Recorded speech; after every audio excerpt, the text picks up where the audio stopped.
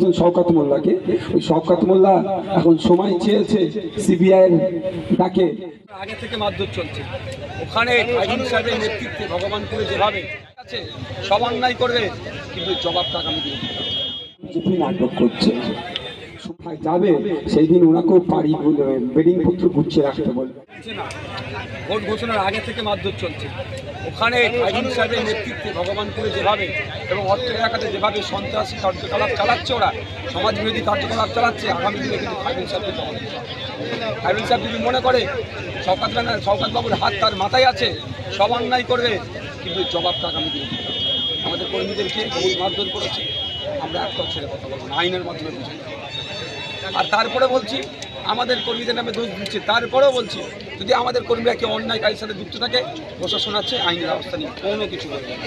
প্রশাসনের সহযোগিতা পাচ্ছেন। পঞ্চায়েত নির্বাচন, বিধানসভা নির্বাচন হয়েছিল, দেখেছিলাম তো, আপনারা হয়তো ভিডিওতে দেখেছেন, পুলিশ গিয়ে চালের কোথায় হাত দিয়ে বোমাটা বার করে দিল, মানে পুলিশ ওখানে গিয়ে পৌঁছে গেল। গরিব মানুষ কোথায় যায়, আপনার বাউন্ডারি ওয়াল নাই, রাতের অন্ধকারে তাদের বাড়িতে গিয়ে পুলিশে খোঁজ দিচ্ছে, পুলিশ এসে উদ্ধার করছে। এরকমভাবে আমরা দেখতে পাচ্ছি। তো এইরকম করে কি বিপ্লবকে আটকে রাখতে পারবে? শুভেন্দু অধিকারী তিনি বলছেন যে সিপিএমের থেকে আইএসএফ বেশি ভোট পাবে। শুভেন্দু অধিকারী না বললেও ভোট পাবে, বললেও ভোট পাবে। শুভেন্দু অধিকারী তো প্রচুর চালাক মানুষ, রাজনীতিকভাবে চতুর। দেখছেন এখানে আইএসএফের জায়গা আছে, ওটা আইএসএফকে বলি যাতে শুভেন্দু অধিকারী জয়ধ্বনি দেয়, যদি আইএসএফ অত সহজ নাকি, উনি না বললেও ভোট পাচ্ছে এখানে। কলকাতা পুলিশ এই প্রথম ভোট হবে, আমি আশা করব কলকাতা পুলিশ তাদের নামের সাথে সুনাম আছে সেটাকে বজায় রাখবে। শেষ মুহূর্তের প্রস্তুতি প্রচার করবে। হ্যাঁ, মানুষ এই খাতা পানিতে তো হাজার হাজার মানুষ, এখনও তো একটা র্যালি আসছে, কিন্তু একটা তো টাইমের ব্যাপার আছে, তাই এসে পৌঁছাতে পারা দেখি বলতে পারছি। বার্তা কি শান্তির বার্তা, সকাল সকাল যাবে ভোট কেন্দ্রে ধরতে। পুরোদিন যেমনভাবে বলে আসছেন চুপচাপ, সে তো ওটা তো আছে, কিন্তু নতুন করে বলতে হবে। জমি কমিটি আবার সিপিএমকে সমর্থন করছে লোকসভা ভোটে। জমি কমিটি তাকে সমর্থন করবে তাদের ব্যাপার।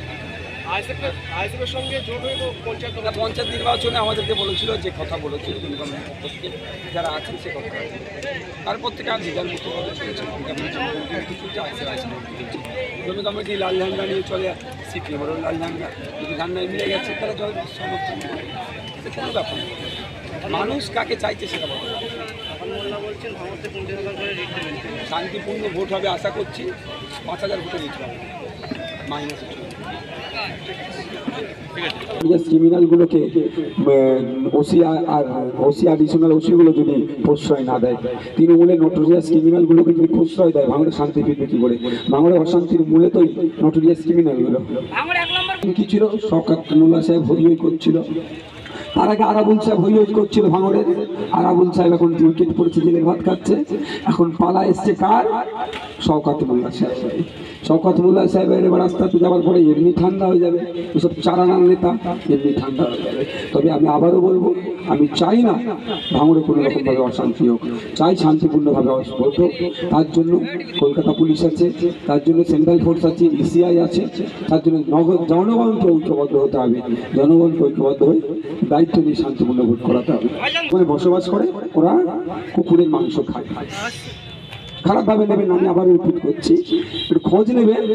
যখন কুকুরকে ওরা শিকার করে, কাছে ডেকে নিয়েছে না, মাথায় হাত বলে কুকুর ন্যাজ লড়াই, আর পেছন দিকে গরম শিখে ওরা শিকার করে। গরম শিখ আগুনে গরম করে পেছন দিক থেকে এসে বাঁই করে ঘুরে যায়। আর উত্তর দিতে হবে।